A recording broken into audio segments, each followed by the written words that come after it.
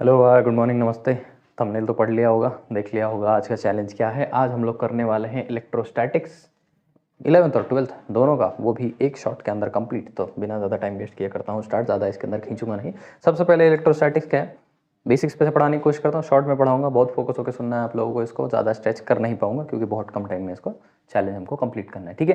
तो बेसिकली हम लोग एक चीज़ के बारे में बहुत टाइम से पढ़ते चले आ रहे हैं, वो है चार्ज। चार्ज क्या होता है? Charge is a intrinsic property, जिस प्रॉपर्टी को आगे और डिफाइन किया नहीं जा सकता, जैसे मास। मास का मतलब क्या है? Amount of matter occupied in a body, ऐसा कुछ तो भी घटिया सा डेफिनेशन देने की कोशिश करते हैं जो हमारी साइकोलॉजी को इतना आसानी से एक्सेप्ट होता नहीं है। सीधी भाषा में समझाने की कोशिश करता हूँ। एक्सेलरेशन समझते हैं। एक्सेलरेशन हमको किससे समझ में आया? वेलोसिटी से समझ में आया। वेलोसिटी हमको किससे समझ में आई? लेंथ से समझ में आई थी। लेंथ को हम लोग किसकी तरह देखते थे? डिस्टेंस की तरह देखते थे। डिस्टेंस ऐसी प्रॉपर्टी है जो सबसे निचले लेवल की प्रॉपर्टी है, जिसको और कॉम्बिनेशन से क्या मिलता है हमको?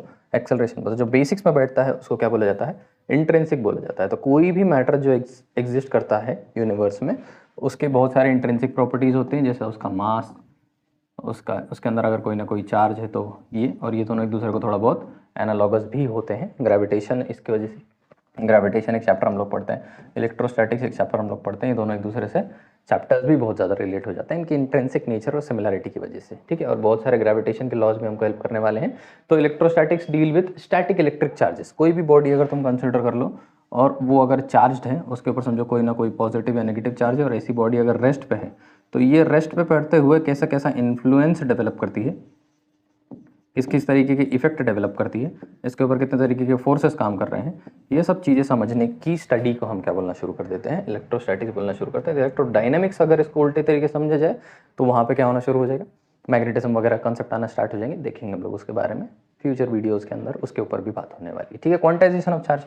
तो मिलकंड ऑयल ड्रॉप एक्सपेरिमेंट से उन लोगों को पता चला कि अगर एक एटम को खोल के देखोगे तो अंदर उसके तुमको इलेक्ट्रॉन्स मिलेंगे। एक इलेक्ट्रॉन का चार्ज उन लोगों को पता 1.6 × 10⁻⁹ कूलम के आसपास मिला था।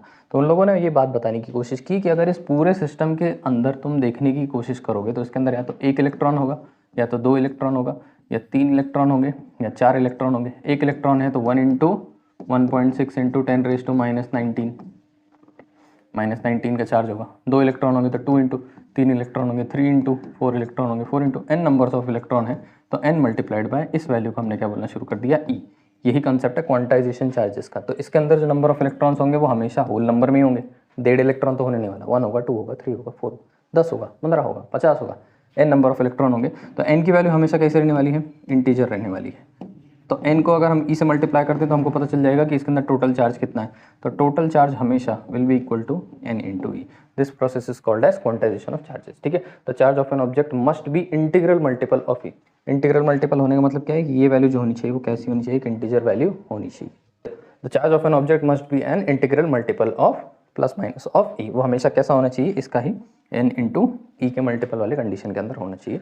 q is equal to n, इसका क्या बन जाने वाला है? फॉर्मूला बन जाने वाला है। जिन लोगों ने 11th का पढ़ा हुआ है, सिर्फ 12th के लिए यहाँ है, उन लोगों को ज़्यादा स्ट्रेस लेने की जरूरत नहीं है। थोड़ा स्किप मार के आप लोग सीधा 12 पे जा सकते हो। नेक्स्ट क्या बोल रहा है? For an isolated system total number of charge can be. अब यहाँ पर एक बॉक्स ले लेता हूँ, एक बॉक्स के अंदर 3 बॉडीज़ भर देता हूँ।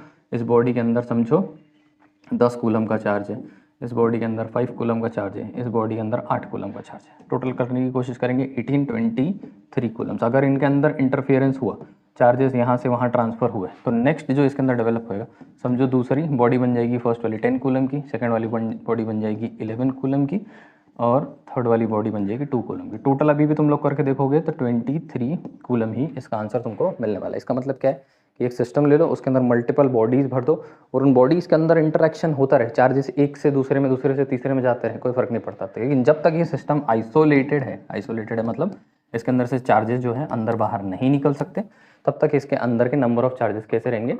सेम रहेंगे। दस for an isolated system total number of charges can not be created और डिस्ट्रॉयड। इसके अंदर से कोई चार्ज कम कोई चार्ज ज़्यादा हो नहीं सकता। टोटल इसके अंदर हमेशा कितने मिलेंगे तुमको? 23 ही मिलेंगे। इस केस में स्पेसिफिकली 23 कांस्टेंट रहेंगे, कम ज़्यादा नहीं हो सकते। कोई चार्ज मर नहीं सकता, कोई चार्ज पैदा नहीं हो सकता। मास can neither be created not destroyed. Same goes with charge, वो भी इंट्रिंसिक, ये भी इंट्रिंसिक। एक चार्ज के बारे में समझ में आ गया। चार्जेस कैसे होते हैं? चार्जेस या तो पॉजिटिव होते हैं या तो चार्ज कैसा होता है? नेगेटिव होते हैं। ये लोग एक दूसरे से इंटरेक्ट करते होंगे। इनके इंटरेक्शन के बारे में हमको कौन सिखाता है? कूलम्स लॉ सिखाता है। कूलम्स लॉ हमको सिर्फ साधारण सी एक बात बोलता है कि अगर दोनों चार्जेस ऑपोजिट नेचर के हैं, एक नेगेटिव एक पॉजिटिव है, दोनों एक दूसरे को अट्रैक्ट करेंगे, पॉजिटिव पॉजिटिव रिपेल करेंगे, नेगेटिव नेगेटिव रिपेल करने वाले हैं, ठीक है। ये जो रिपेल करते हैं एक दूसरे को तो एक सर्टन फोर्स प्रोड्यूस करते हैं, फोर्स ऑफ अट्रैक्शन या फिर रिपल्शन। इस फोर्स का एक और नाम है, इसको बोला जाता है actually electrostatic force of attraction और repulsion. Electrostatic force of attraction और repulsion, electrostatic force of attraction is directly proportional to Q1, electrostatic force of attraction is directly proportional to Q2। पहला चार्ज कितना बड़ा होगा उतना ज़्यादा फोर्स, दूसरा charge जितना ज़्यादा बड़ा होगा उतना ज़्यादा force. And electrostatic force of attraction is inversely proportional to the distance square of distance between them. तीनों को अगर मैं मिला दूँ तो electrostatic force will be equal to Q1 Q2 divided by R का स्क्वायर। इन तीनों को अगर मिक्स कर दिया तो ये फार्मूला बन जाएगा। अगर मैं प्रोपोर्शनलिटी को हटा दूंगा, समझती हूँ, K times of Q1 Q2 divided by R का स्क्वायर। अगर किसी मीडियम के साथ डील कर रहे हैं तो K की जगह पे लिखा रहेगा 1/4 pi epsilon Q1 Q2 divided by R का स्क्वायर। अगर किसी मीडियम के अंदर देख रहे हैं तो, किसी मीडियम के अंदर फोर्स पता कर रहे हैं तो, अगर वैक्यूम के अंदर फोर्स पता कर रहे हैं तो बन जाएगा 1/4 pi epsilon 0 Q1 Q2 divided by R का square, where epsilon is permittivity, epsilon 0 permittivity in medium, जिस मीडियम के अंदर हम लोग देख रहे हैं वो चार्जेस को कितना इंटरेक्ट होने दे रहा है। परमिटिविटी एक्चुअली उल्टा है कहानी, समझिएगा वो बात बाद में। परमिटिविटी इन वैक्यूम, वैक्यूम के अंदर कितनी परमिटिविटी है ये हमको किससे मिलता है, एप्सिला 0 से मिलता है, ठीक है। साधारण सी बात है, चलते हैं नेक्स्ट बस इसी के ऊपर कहानी चल रही है। मैंने अभी तुम लोगों को बताया कि मीडियम में लिखेंगे तो लिख देंगे 1/4 pi epsilon Q1 Q2 divided by R का स्क्वायर। वैक्यूम के अंदर क्या हो जाएगा 1/4 pi epsilon 0 Q1 Q2 divided by R का स्क्वायर। अगर मैं क्या कर दूँ, ये फोर्स इन वैक्यूम है, ये फोर्स इन मीडियम है, फोर्स इन वैक्यूम को डिवाइड कर दूँ फोर्स इन मीडियम से तो आंसर सब कटा के मुझको मिल जाने वाला है एप्सिला अपॉन एप्सिला नॉट। ये मुझको जो वैल्यू मिली है इसको हम लोग बोलना शुरू कर देते हैं epsilon R. Epsilon R is nothing but relative permittivity. क्या बोलना शुरू कर देंगे इसको, रिलेटिव परमिटिविटी बोलना स्टार्ट कर देंगे। बस यही, अगर किसी मीडियम में वही चार्ज कैसे इंटरेक्ट कर रहे हैं, वैक्यूम में वो चार्जेस कैसे इंटरेक्ट कर रहे हैं, दोनों को हम लोग अगर डिवाइड करते हैं 4 पाई कट जाएगा, Q1 कट जाएगा, R स्क्वायर कट जाएगा, नीचे का ऊपर ऊपर का नीचे हो जाने वाला, इस वजह से इसको क्या बोला जाएगा, ER बोला जाता है इसको, या फिर क्या बोला जाता है K। दिस ER और K इज नथिंग बट, इसको क्या बोलना शुरू कर देते हैं हम लोग, रिलेटिव परमिटिविटी बोलना स्टार्ट कर देते हैं, ठीक है। The ratio of एप्सिला upon एप्सिला 0 is the relative permittivity और डाइलेक्ट्रिक कांस्टेंट, या फिर इसको क्या बोला जाता है, डाइलेक्ट्रिक कांस्टेंट। जहाँ जहाँ डाइलेक्ट्रिक कांस्टेंट लिखा रहेगा वहाँ बहुत बार के लिखा दिखाई देता है। जहाँ जहाँ परमिटिविटी, रिलेटिव परमिटिविटी लिखी दिखती है वो ER दिखती है, बातें दोनों सेम ही एक ही चीज़ है, कोई फर्क नहीं पड़ने वाला। सिंपल है, साधारण सी बात है, समझ में आ गया। रिलेटिव परमिटिविटी का कहाँ से जन्म लेती है, इन दोनों का रेशियो, परमिटिविटी का रेशियो जो है वो रिलेटिव परमिटिविटी है या डाइलेक्ट्रिक कांस्टेंट है, साधारण है, ठीक है। चार्ज ऑफ, अब कूलम्स लॉ तुम लोगों ने समझ लिया। कूलम्स लॉ में अपने को पता चला कि force is equals to 1/4 pi epsilon 0 Q1 Q2 divided by R का स्क्वायर। अब ये अपने से क्या पूछ रहा है कि ये Q1 Q2 जो है अगर 1 कूलम का होगा तो इसको अपन बोलना शुरू कर देंगे यूनिट चार्ज। अगर ये बराबर एक ही कूलम के हैं दोनों, समझो Q1 और Q2 दोनों एक एक कूलम के हैं, तो इनको हम बोलना शुरू कर देंगे यूनिट चार्ज, ठीक है। अगर ये यूनिट चार्ज है तो इस यूनिट चार्ज का डेफिनेशन बताओ according to Coulomb's law. Coulomb's law के हिसाब से अपने को बताने की कोशिश करो कि यूनिट चार्ज का डेफिनेशन क्या है। तो यूनिट चार्ज है, इसका मतलब Q1 की जगह पे लिखना चाहिए 1, Q2 की जगह पे भी बैठना चाहिए 1। ये जो वैल्यू है इसको 9 × 10⁹ लिखा जाता है, ठीक है, डिवाइडेड बाय R का स्क्वायर। दोनों के बीच अगर समझो एक चार्ज यहाँ खड़ा हुआ है और एक चार्ज यहाँ पे खड़ा हुआ है, तो दोनों के बीच का जो डिस्टेंस है उसको भी हम कितना ले रहे हैं, 1 मीटर, तो 1 का स्क्वायर। इन सबको अपने को क्या करना है, डिवाइड करना है, ठीक है। इन सबको हमको क्या डिवाइड करना है, इससे हमको क्या मिलेगा, इलेक्ट्रोस्टैटिक फोर्स मिल जाने वाला है, ठीक है। और ये सारी वैल्यूज़ को हम लोग जब डिवाइड करते हैं तो हमको इसके बदले में आंसर मिल जाता है, ठीक है। अब ये आंसर, ये एप्सिलॉन 0 का वैल्यू है, ये सारे आंसर्स हमको मिल जाते हैं। तो फोर्स हमको मिल जाता है 9.0 × 10⁹ ठीक है। तो इसका मतलब क्या हुआ कि 1 coulomb is the amount of charge. ध्यान देना, 1 कूलम, इसका डेफिनेशन हम लिख रहे हैं, तो 1 कूलम कितना होता है ये हम बताने की कोशिश करें। तो 1 coulomb is the amount of charge when placed at a distance of 1 metre. कहाँ रखा गया है, फ्रॉम ईच अनदर ऐसे कुछ भी, ऑफ द सेम मैग्नीट्यूड। दोनों का मैग्नीट्यूड कैसा है, सेम। ये कूलम, एक ही कूलम, तो ये भी 1 kilo, and experiences a force of 9 × 10⁹ तो सीधी भाषा में अगर 2 यूनिट चार्जेस एक एक कूलम के 1 मीटर दूर रखे जाएं और उनके बीच में जो फोर्स ऑफ अट्रैक्शन बने वो 9 × 10⁹ का बन रहा है। तो जितना चार्ज उसके अंदर होल्ड किया हुआ है वो कितना है, बराबर 1 कूलम का। ठीक है, अगर सेम मैग्नीट्यूड के, समझना 1 कूलम शुरुआत में नहीं बोला जाएगा, ध्यान देना, इसके लिए मैं रुकूंगा 2 मिनट के लिए। अगर सेम मैग्नीट्यूड के दो चार्जेस को एक दूसरे से 1 मीटर दूर रखा जाए और उनके बीच का फोर्स ऑफ अट्रैक्शन अगर 9 × 10⁹ हो रहा है तो इन दोनों के चार्जेस कितने हैं, 1 कूलम है। ये बात कूलम्स लॉ के हिसाब से 1 यूनिट चार्ज का डेफिनेशन होगा, समझते हो। नेक्स्ट देखें, Coulomb's law in vector form. साधारण सी बात है कि ये जो फोर्स डाल रहे हैं एक सर्टन डायरेक्शन में भी डाल रहे होंगे, या तो ये एक दूसरे को अट्रैक्ट कर रहे होंगे एक दूसरे की तरफ, या तो एक दूसरे को एक दूसरे की तरफ क्या कर रहे हैं, एक दूसरे से रिपेल कर रहे होंगे। रिपल्सन और अट्रैक्शन हो रहा होगा तो ऑब्वियस है कि यहाँ पे क्या डेवलपमेंट हो रहा होगा, किसी न किसी डायरेक्शन के अंदर काम चल रहा है। अगर डायरेक्शन में काम चल रहा है तो हमको इसके हिसाब से किसको समझना पड़ेगा, वेक्टर्स के हिसाब से हमें समझना पड़ेगा कि किस डायरेक्शन के अंदर धक्का मार रहा है, एंगल में धक्का मारेगा, कैसे भी, क्या, वो सारी चीज़ें समझनी पड़ेंगी। तो यहाँ पे बात क्या हो जाती है कि कूलम्स लॉ उसके मैग्नीट्यूड कितने फोर्स से पुश कर रहा है वो तो मैटर करता ही है, उसके बाद किस डायरेक्शन में पुश कर रहा है वो भी मैटर करता है। तो ये r12 इसके बीच का डिस्टेंस हुआ, r12 क्या बना, इसके बीच का डिस्टेंस बना, और r12 cap unit cap along the vector and the magnitude का स्क्वायर यहाँ पर हो जाना। साधारण सी बात है, अभी क्वेश्चंस के लिए अपने को जरूरत पड़ने वाली है, इसके लिए इसको ऐसे कैसे लिखेंगे, डिराइव नहीं करेंगे अभी इसको। ठीक है, अब प्रिंसिपल ऑफ सुपरपोजिशनिंग क्या बोलता है, कूलम्स लॉ ने अपने को क्या बोला कि एक चार्ज है एक दूसरा चार्ज है, दोनों के बीच में डिस्टेंस है d1, समझो दोनों के बीच का डिस्टेंस है r। हम लोगों ने समझा कि force is equals to 1/4 pi epsilon, medium में q1 q2 divided by r का स्क्वायर। ये इंटरेक्शन हमको समझा रहा है किसके बीच में, इन दोनों के बीच में। इंटरेक्शन हमको समझा रहा है दो के बीच में, लेकिन दो चार्जेस के बजाय अगर मैं 3 चार्ज लगा दूँ, Q3 भी ला दूँ यहाँ पे, Q4 भी ला दूँ यहाँ पे, Q5 ला दूँ यहाँ पे, तो ऐसे क्या होने वाला है कि मल्टीपल चार्जेस आ गए, यहाँ पे आया, एक यहाँ पे आ गया, एक यहाँ पे आ गया। मल्टीपल चार्जेस अगर एक सिस्टम के अंदर 2 ही चार्ज थोड़ी होंगे, मल्टीपल चार्जेस होने वाले। अगर मल्टीपल चार्जेस हैं तो एक दूसरे के ऊपर क्या करना शुरू कर देंगे, सुपर पोजिशनिंग डालना स्टार्ट कर देते हैं। ठीक है, इस सुपर पोजिशनिंग के केस में क्या हो जाता है कि अगर हमको नेट फोर्स पता करना है F1, मतलब इसके ऊपर कितना फोर्स प्रोड्यूस हो रहा है, तो वेक्टर के हिसाब से हमको क्या करना पड़ेगा, F12 plus F13 plus F14, ऐसे आगे बढ़ते जाएगा। अब यहाँ पे क्या होने वाला है, Q1 Q2 डिवाइड, एक्चुअली में मैं 1/4 पाई एप्सिलॉन 0 को क्या लिख देने वाला हूँ, यहाँ पे K लिख देता हूँ। यहाँ पे मैं लिखूँगा Q1 Q2, कूलम्स वेक्टर का लॉ देखो वहाँ पे क्या पता था, R12 लिख रहा है, यहाँ पे भी मैं लिखूँगा R12 मॉडुलस का square R12 unit cap, plus फिर से मैं लिखूँगा K, इसके लिए क्या हो जाएगा, समझा दे रहा हूँ थोड़ी देर के लिए, ध्यान देना, Q1 Q2 डिवाइडेड बाय, यहाँ पे लिखूँगा R13 का स्क्वायर R13 का unit cap and goes on. ठीक है, ये क्या हो गया, ये हमारा वेक्टर फॉर्म के अंदर हो जाने वाला है। इसको सिंप्लीफाई करके ये फॉर्मूला बना दिया गया है, जहाँ K को बाहर निकाल लिया, 1/4 pi epsilon 0 summation of i is equals to 1 से लेकर के n तक चलता है, जहाँ पे 1 बैठेगा 2 बैठेगा, Q0 से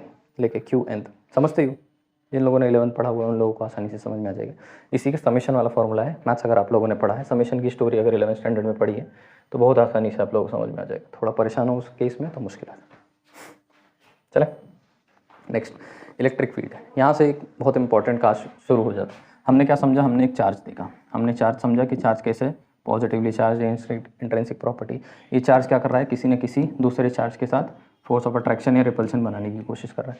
ये क्या है ना कि अगर मैं इन्फिनिटी दूर रख दूँ एक दूसरे से इनको, ये दोनों के बीच में इनफाइनाइट डिस्टेंस है, तो ये इसके ऊपर कोई असर ही ना डाल पाएगा। एक को मैं रख दूंगा मुंबई में, एक चार्ज को मैंने कहाँ रखा हुआ है, मुंबई में, एक को मैंने रखा हुआ है पुणे में, यहाँ, तो ये चार्जेस एक दूसरे पर असर डाल पाएंगे, नहीं डाल पाने वाले। क्यों, अगर मैं ऐसा बोल रहा हूँ इसका मतलब है कि कुछ तो सर्टन दूरी तक इसको इसके नज़दीक आना पड़ेगा, मतलब एक सर्टन इमेजिनरी सर्कल होगा इस चार्ज का, इसके आसपास जब दूसरा चार्ज आएगा तब इसके साथ वो क्या करना पड़ेगा, इंटरफेयर करना स्टार्ट करेगा। तो ये जो इमेजिनरी सर्कल है जो अपने अगल बगल बना के रखता है, इसको क्या बोलना शुरू कर देते हैं हम लोग, इलेक्ट्रिक फील्ड बोलना स्टार्ट कर देते हैं। इसको क्या बोलना शुरू कर देते हैं, इलेक्ट्रिक फील्ड बोलना स्टार्ट कर देते हैं, जिस एरिया में इसका इन्फ्लुएंस है। वही तो मैं समझा रहा हूँ। अगर मुंबई में चार्ज रखे रहोगे तो इफेक्ट थोड़ी करेगा, नज़दीक लाओ, एक सर्टन पॉइंट आएगा जहाँ से वो लोग इंटरेक्ट करना स्टार्ट कर देंगे। तो जिस पॉइंट तक इसने अपना इन्फ्लुएंस बनाया है, जितनी दूरी पे आने के बाद इसको वो दूसरा चार्ज फील होना शुरू हुआ, ये जो डिस्टेंस है, इस डिस्टेंस को हम क्या बोलना शुरू कर देते हैं, इलेक्ट्रिक फील्ड बोलना स्टार्ट कर देते हैं। ठीक है, इलेक्ट्रिक फील्ड फोर्स के साथ बहुत नज़दीक से रिलेशनशिप बनाती है। अब वो रिलेशनशिप कैसा बनाती है वो देखने की बारी आ गई। ठीक है, तो देखो क्वेश्चन क्या बोल रहा है, सॉरी डेफिनेशन क्या बोल रहा है, this the region around a charge object in which Coulomb's force is experienced by another charge. तो फिर से वही कहानी, the region along a charge object, ये वाला region, in which coulomb force is experienced by another charge, दूसरा charge अगर नजदीक आएगा तो जो जब वो फोर्स एक्सपीरियंस करना चालू करेगा is called its electric field, ये इसकी क्या बन गई है, इलेक्ट्रिक फील्ड बन गई है। ये चार्ज है अपना क्यू। इलेक्ट्रिक फील्ड का फॉर्मूला हमको याद रखना है कि electric field can be defined as force per unit charge. ये जो दूसरा चार्ज है ये टेस्ट चार्ज होता है, इसको हम लोग क्या बोलना शुरू करते हैं, यूनिट चार्ज बोलना स्टार्ट कर देते हैं। ठीक है, तो इससे अपने को इसका डेरिवेशन मिलने वाला है। कैसे बोल रहे हैं हम लोग, देखते हैं कि हमको समझाया क्या गया कि electric field can be defined as force per unit charge, ऐसा बोल दिया मैंने, बोला चलो ठीक है। अब मैं बोल रहा हूँ कि एक चार्ज है, इसका स्फीयर ऑफ इन्फ्लुएंस है और इसके अगल बगल मैंने क्या ला लिया, एक छोटा चार्ज ला लिया। अगर इन दोनों के बीच का फोर्स ऑफ अट्रैक्शन निकालने की कोशिश करो तो बन जाएगा 1/4 पाई एप्सिलॉन 0 क्यू, छोटा क्यू डिवाइडेड बाय दोनों के बीच का डिस्टेंस आर का स्क्वायर। ये फोर्स की वैल्यू को यहाँ पे मैं डाल सकता हूँ, तो मैं लिख दूंगा 1/4 पाई एप्सिलॉन 0 बड़ा क्यू छोटा क्यू डिवाइडेड बाय आर का स्क्वायर होल डिवाइडेड बाय ये वाला क्यू। ये क्यू को काट देगा, बन जाएगा 1/4 पाई एप्सिलॉन 0, नीचे बचा आर स्क्वायर, ऊपर बचा है क्यू, 1 को हटा दूंगा, ऊपर से क्यू बचा है। This is the formula for electric field. Electric field का फॉर्मूला मेरा बन चुका। ठीक, वेक्टर फॉर्म के अंदर यहाँ पे यूनिट कैप लग जाएगा तो डायरेक्शन दे देगा वो किस डायरेक्शन के अंदर वो काम कर रहा है। This is all about electric field. इसका कोई काम नहीं रहेगा अगर सिर्फ मैग्नीट्यूड नहीं, मोस्ट ऑफ द टाइम तो हम लोग ऐसे ही काम चला लेते हैं, डायरेक्शन के अंदर काम करना रहेगा तो समझ में आएगा। ठीक है, इलेक्ट्रिक फील्ड के बारे में तुम लोगों को छोटी बात याद रखनी है कि एक पॉजिटिव चार्ज से electric field moves away, negative charge के लिए इलेक्ट्रिक फील्ड मूव्स टूवर्ड्स। ये क्या है, यह डायरेक्शन ऑफ इलेक्ट्रिक फील्ड। अगले वाले स्लाइड में है शायद, फिर भी बता दो, सिंपल है। 11th स्टैंडर्ड का रिवीजन है, बेसिक है, कुछ भी नहीं है। डायमेंशंस है, dimensional analysis 11th standard first chapter unit and measurement पढ़ा हुआ है तो छोटा बहुत information. Uniform and non uniform electric field, एक चार्ज ले लो। मैंने तुम लोग बोला अगर कलकत्ते में रखोगे दूसरा चार्ज तो क्या करेगा, इसके ऊपर कोई ना कोई इन्फ्लुएंस बना नहीं पाएगा। एक सर्टन रीजन होगा, इस रीजन के अंदर जब तुम या रीजन के आसपास जब तुम चार्ज को लेकर के आओगे, अच्छा इस चार्ज का अपना भी कुछ रीजन है, सब चार्ज हैं तो रीजन के इंटरफेरेंस समझ लो। फिलहाल के लिए इसके रीजन को नहीं कंसिडर करते, तब तक इसको समझते रहेंगे। इस रीजन में लाओगे तो इस पॉइंट पे चार्ज जो है, मैग्नेट लाए हो नजदीक, मैग्नेट लाते हो तो क्या होता है, शुरुआत में हल्का हल्का खींचा, लास्ट में जोर से लड़ जाता है। क्या फील किया है बात, तो जितना जितना नज़दीक आते चले जाएगा उतना ही ऑटोमेटिकली क्या होगा, यहाँ पे इलेक्ट्रिक फील्ड जो होगी वो कैसी रहती है, मैक्सिमम होती है। और जहाँ इसका इन्फ्लुएंस खत्म होते रहता है यहाँ पे इलेक्ट्रिक फील्ड कैसी रहती है, मिनिमम होती है। Electric field goes on decreasing, जैसे जैसे आवे ही चल रहे हो तुम लोग, इसको क्या, इलेक्ट्रिक फील्ड जैसे जैसे चार्ज से दूर जा रहे हो वैसे वैसे क्या होती जा रही है, कम होती जा रही है, धीरे धीरे डिक्रीज होते चली जा रही है। Decreasing electric field is basically non uniform, continuous नहीं है ना, उसको जहाँ पे डिक्रीज होते चली जा रही है उस टाइप की इलेक्ट्रिक फील्ड को क्या बोला जाएगा, नॉन यूनिफॉर्म इलेक्ट्रिक फील्ड बोला जाएगा। अब मैं क्या कर देता हूँ, दो प्लेट्स लगा देता हूँ, दो चार्ज रखने के बजाय एक पूरी प्लेट ही पॉजिटिवली चार्ज कर दी, एक पूरी प्लेट ही नेगेटिव चार्ज। इसके बीच में तो कुछ नहीं हो पाएगा ना, इसके बीच में जो इलेक्ट्रिक फील्ड है वो कैसी रहेगी, कॉन्स्टेंट रहेगी। इस पॉइंट पर भी उतनी ही रहने वाली है, इस पॉइंट पर भी उतनी रहनी। ऐसी इलेक्ट्रिक फील्ड को कैसा बोलना शुरू कर देते हैं हम लोग, यूनिफॉर्म इलेक्ट्रिक फील्ड बोलना स्टार्ट कर देते हैं। सिंपल है यार, अंदाज़ा लग रहा है ना।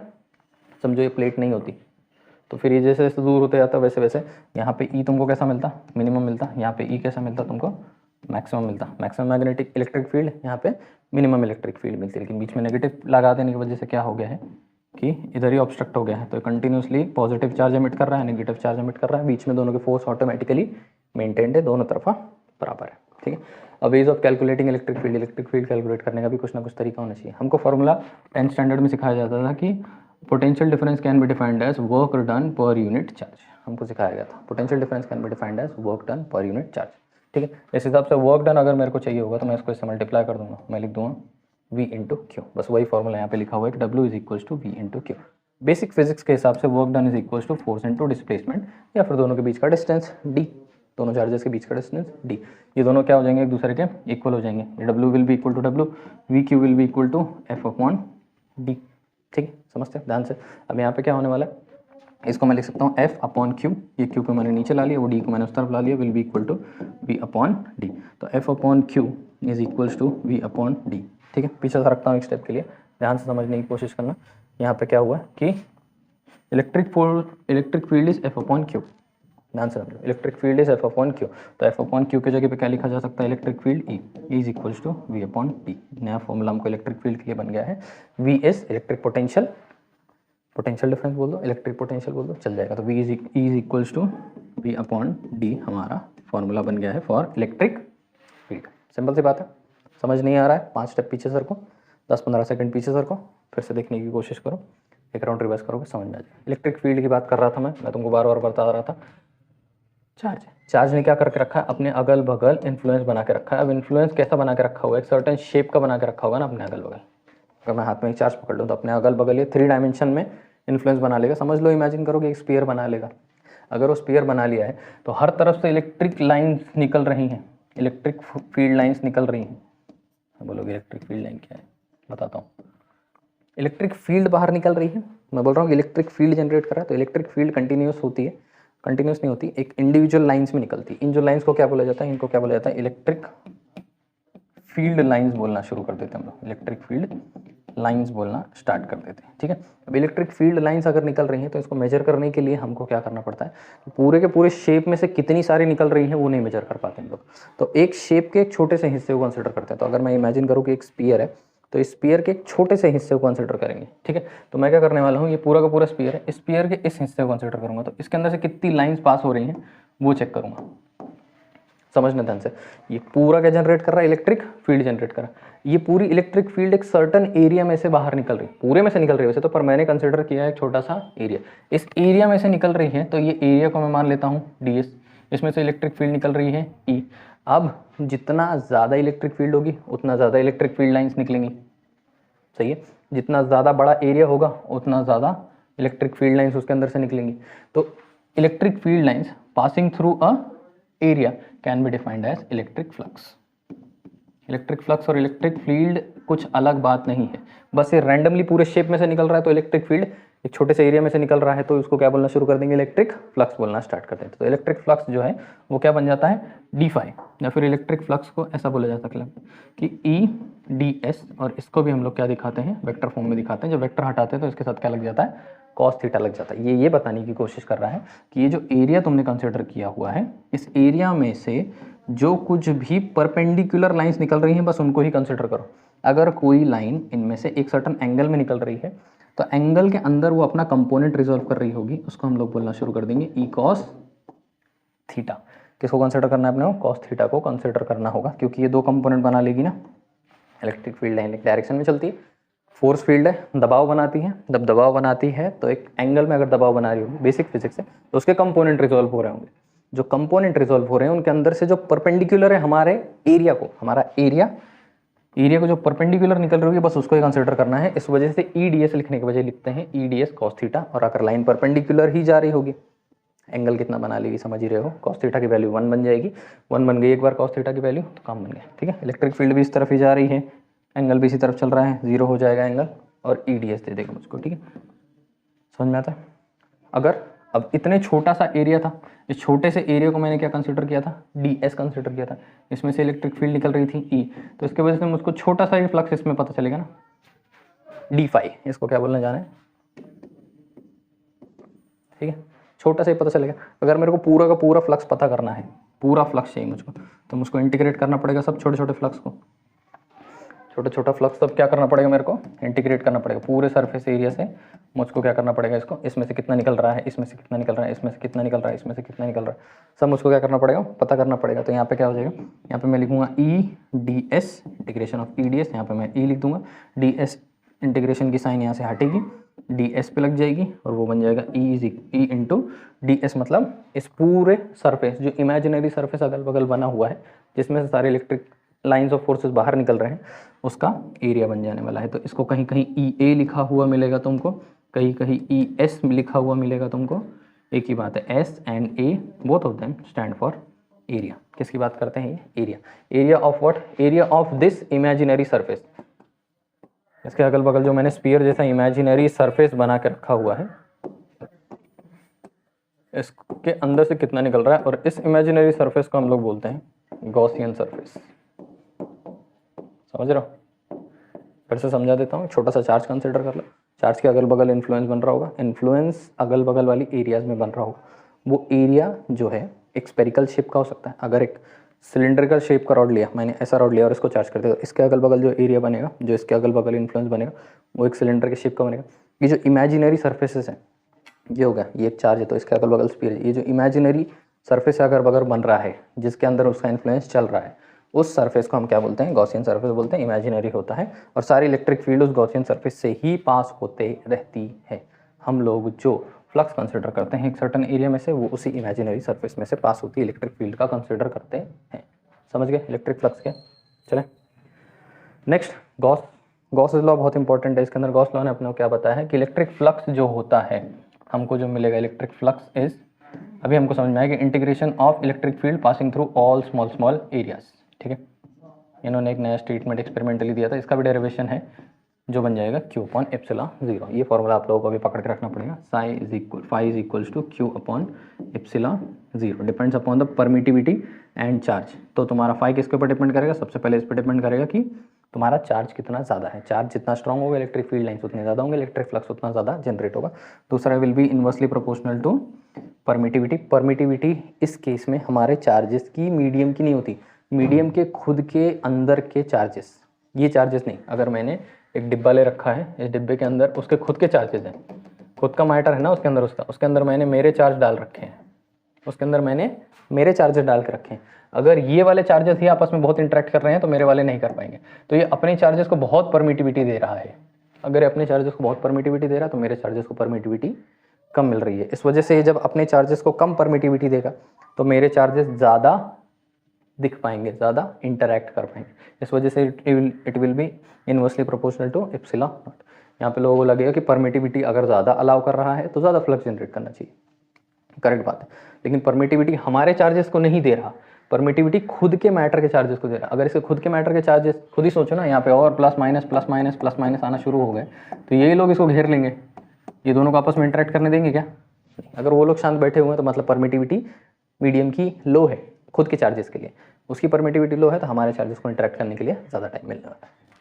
समझ में आता है गॉस का लॉ क्या? ये फॉर्मूला पकड़ के रखो, ये बहुत काम का है।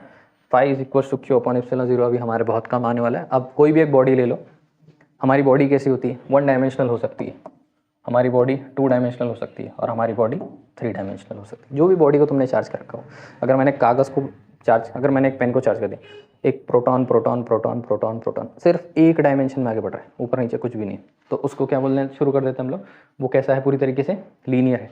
अब एक सर्टन लेंथ में कितने चार्जेस बैठे हैं ये हमको कौन बताएगा, लीनियर चार्ज डेंसिटी, जिसको हम लोग किससे डिनोट करते हैं, लैम्बडा से डिनोट करते हैं। ठीक है, तो lambda stands for charges per unit length for a 1 dimensional conductor continuously charge हुआ है जो। ठीक है, अगर मैं 2 डायमेंशनल ले लूँ, जैसा पेपर ले लूँ, पेपर 2 डायमेंशन में रहता है। ठीक है, तो पेपर का हम लोग लेंथ नहीं कंसिडर कर सकते, पेपर का हमको क्या कंसिडर करना पड़ेगा, एरिया कंसिडर करना पड़ेगा। तो फॉर दैट हम सिग्मा कंसिडर करते हैं, that is charge per unit area. Lambda is charge per unit length, sigma is charge per unit area. और मैंने एक बॉटल ले ली, बॉटल के अंदर तो लेंथ भी है, ब्रेथ भी है, हाइट भी है। समझो एक सिलेंड्रिकल बॉटल ले ली या फिर मैंने क्यूबिकल बॉटल ले ली, क्यूबॉइडल बॉटल ले ली, तो उसके अंदर सिलेंड्रिकल ले लिया, लेंथ भी है, हाइट भी है और विड्थ भी है। 3D में, 3D में है तो हम उसका एरिया नहीं कंसिडर कर सकते, हमको क्या कंसिडर करना पड़ेगा, उसका वॉल्यूम कंसिडर करना पड़ेगा। तो हम क्या लिखेंगे इसको, रो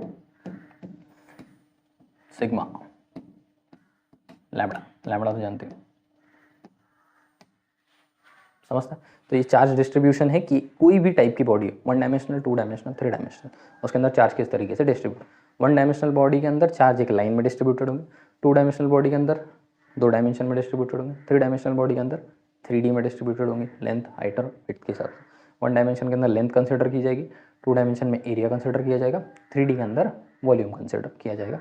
जिस भी शेप के ऊपर हमको काम करना है उस शेप के अकॉर्डिंगली हम इसको देखेंगे भी। ठीक है, 11th स्टैंडर्ड तक का हिस्सा ये था। अब शुरू होगा इधर से आगे की कहानी 12th की। तो एप्लीकेशन, अभी जो गॉस का थ्योरम हम लोगों ने पढ़ा, ये गॉस का लॉ पढ़ा, इस गॉस के थ्योरम। अभी ये छोटी सी बात यहाँ पे मैंने तुम लोगों को थोड़ी देर पहले बताई भी थी कि एक पॉजिटिव चार्ज की तरफ इलेक्ट्रिक फील्ड भागती है, एक नेगेटिव चार्ज से, उल्टा हो गया, एक पॉजिटिव चार्ज से अवे फील्ड भागती है और नेगेटिव चार्ज की तरफ फील्ड भागती है। बस उसके शेप से छोटी मोटी बात है, जब लोगों ने पढ़ा होगा 11th में डीप वाले लेक्चर्स के अंदर तो फिर उनको परेशानी नहीं होगी, लेकिन इसके अंदर थोड़ा थोड़ा परेशान होना पड़ेगा क्योंकि it is like a revision, it's a 1 short video जो बहुत शॉर्ट में आपको हर चीज़ एक्सप्लेन करने की कोशिश होगी। ठीक है, तो हम लोग फर्स्ट चीज़ जो देखने वाले हैं वो application of Gauss law. Gauss law का एप्लीकेशन के अंदर सबसे पहले we will check the electric field intensity due to a infinitely long straight wire. अगर एक स्ट्रेट वायर ले लो, ठीक है, तो लोगों को ऐसा फील होगा कि ये किसका नतीजा है, लीनियर चार्ज है, ये स्ट्रेट वायर की तरह दिखता है। लेकिन एक स्ट्रेट वायर खुद एक सिलेंड्रिकल शेप का होता है,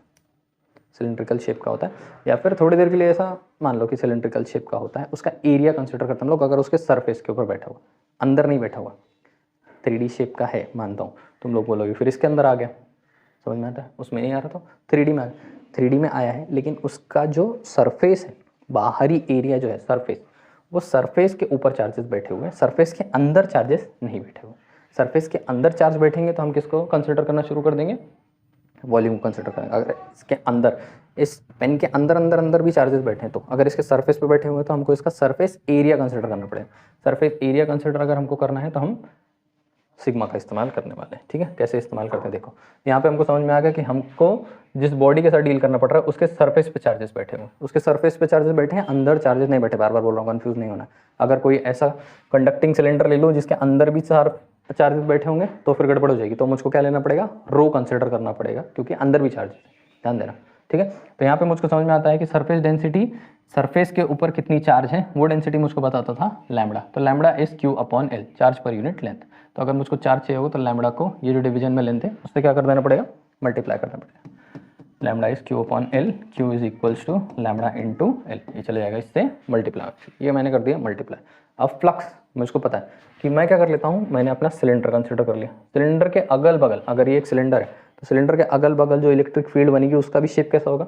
सिलेंड्रिकल होगा। उसके अंदर से मैं एक छोटे हिस्से को कंसिडर करूंगा, उस छोटे हिस्से में से और छोटे हिस्से में से कितनी इलेक्ट्रिक फील्ड लाइंस बाहर निकल रही हैं उसको कंसिडर करूंगा। बस यहाँ पे मैंने वही किया, सरफेस के अगल बगल, फिर उसमें से एक छोटा हिस्सा, उस छोटे में से एक छोटे हिस्से में से कितना इलेक्ट्रिक फील्ड निकल रही है। जो छोटा सा हिस्सा मैंने कंसिडर किया है उसका surface area ds, electric field जो उसमें से निकल रही है उसको मैं बोलूँगा E। ये दोनों मिलके मुझको दे देने वाले हैं d phi, small amount of flux. तो small amount of flux will be E into D S. If I want the total flux, मेरे को टोटल फ्लक्स चाहिए, that will be integration of all small flux, छोटे छोटे flux का सारा integration मेरे को करना पड़ेगा। सो डी फाई की वैल्यू अपने को मालूम है, डी एस है, वो मैंने यहाँ पे सब्सटीट्यूट कर दी। इलेक्ट्रिक फील्ड हर तरफ कैसी है, इसमें से भी उतनी निकल रही है, इसमें से भी उतनी निकल रही है, हर तरफ से उतनी निकल रही है, तो ई इज कॉन्स्टेंट, तो इंटीग्रेशन से निकल के बाहर खड़ा हो गया। There is integration of all D S, मतलब सब छोटे छोटे एरियाज, तो इसके सारे छोटे छोटे एरियाज को अगर इंटीग्रेट कर दूंगा तो इस गॉसियन सरफेस का सरफेस एरिया बन जाएगा। तो इस गॉसियन सरफेस का, सिलेंडर का सरफेस एरिया अगर हम निकालते हैं तो that will be 2 pi R into L, simple 2 pi R into L. सही है, इसके बाद यहाँ तक आके हम लोग इक्वेशन नंबर 2 पे रुक जाएंगे। इक्वेशन नंबर 3 हमको किससे मिलता है? गॉस लॉ से मिलता है। गॉस लॉ ने हम लोगों को बताया था, गॉस लॉ ने हमको क्या बताया था कि इलेक्ट्रिक फ्लक्स अगर आप लोगों को चाहिए तो तुमको करना पड़ेगा क्यू अपॉन एप्सिलॉन 0। ठीक, सॉरी इलेक्ट्रिक, हाँ सही है, क्यू अपॉन एप्सिलॉन 0 करना पड़ेगा। ठीक है, तो इक्वेशन नंबर 1, अभी इसको ही मैं थोड़ा सा सुधारने वाला हूँ। देखो क्यू की वैल्यू क्या है? क्यू की वैल्यू है lambda into L upon epsilon 0, समझ में आता है? तो ये वैल्यू को, और ये जो अभी हमको ई डी आर एल मिला हुआ है, तो ये दोनों एक दूसरे के इक्वल हो जाएंगे। E into 2 pi R into L, ये हमको उससे मिला था, और ये हमको गॉस लॉ और फर्स्ट वाले लीनियर चार्ज डेंसिटी के हिसाब से मिला हुआ है, लाइन में कितनी चार्ज डेंसिटी है। ठीक है, सही है।